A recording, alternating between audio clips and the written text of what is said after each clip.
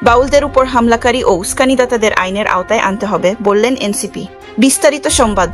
মানিকগঞ্জে বাউল শিল্পী আবুল সরকারের সমর্থকদের উপর সংঘটিত হামলা, ধাওয়া ও ভীতি প্রদর্শনের ঘটনার নিন্দা জানিয়েছে জাতীয় নাগরিক পার্টির এনসিপি ধর্ম ও সম্প্রীতি সেল। তারা বলেছে, মানিকগঞ্জের ঘটনার নিরপেক্ষ ও পূর্ণাঙ্গ তদন্ত নিশ্চিত করে হামলাকারী ও উস্কানিদাতাদের আইনের আওতায় আনতে হবে।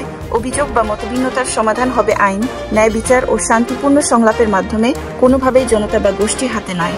আজ সোমবার এক বিবৃতিতে এনসিপির পক্ষ থেকে কথা বলা হয়। দলের পক্ষ থেকে এই বিবৃতি পাঠিয়েছেন এনসিপির ধর্ম ও সম্প্রীতি সেলের সম্পাদক তারেক রেজা।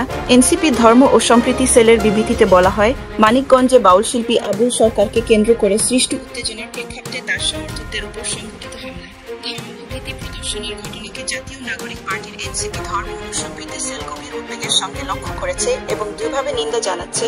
যে মতবিরোধ বা অভিযোগই থাকুক, সহিংসতা, হয়রানি বা আইনহীনতার কোনো বৈধতা নেই। এনসিপি বলেছে, বাংলাদেশের সাংস্কৃতিক ও আধ্যাত্মিক ঐতিহ্যে বাউল, ফকির, সুফি, তাসাউফপন্থী সহ বিভিন্ন ধারার সমৃদ্ধ অবদান রয়েছে। এই বৈচিত্র্য রক্ষা করা মানে আমাদের মানবিক রাষ্ট্রচিন্তা ও ঐতিহাসিক সম্প্রীতির ধারাবাহিকতা রক্ষা করা। বাংলাদেশটা সবার, এখানে ভিন্নমতকে দমন নয়, বরং শোনা ও বোঝার সংস্কৃতি প্রতিষ্ঠা করতে হবে।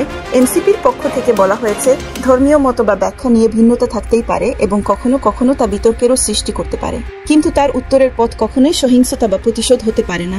এদেশের দায়িত্বশীল আলেম সমাজ যুগের পর যুগ যে শান্তিপূর্ণ দাওয়াত, ধৈর্য, প্রজ্ঞা ও সদাচরণের মাধ্যমে দিনের শিক্ষা মানুষের কাছে পৌঁছে দিয়ে আসছেন, এটি আমাদের জাতীয় ঐতিহ্য। সমাজে উত্তেজনা বা ভুল ব্যাখ্যা দেখা দিলে এই শান্তিপ্রিয় আলেম সমাজই মানুষকে সংযম, শান্তি ও আইনের প্রতি শ্রদ্ধার পথে রাখার দায়িত্ব পালন করে থাকেন। ধর্ম ও সমাজের প্রশ্নে সহিংসতার কোনো স্থান নেই। এই নীতিতে যারা অবিচল থেকেছেন, আমরা তাদের এই অবস্থানের সঙ্গে একাত্ম। শান্তিপূর্ণ দাওয়াত ও জ্ঞানভিত্তিক সংলাপই দিনের প্রকৃত রাহবারী।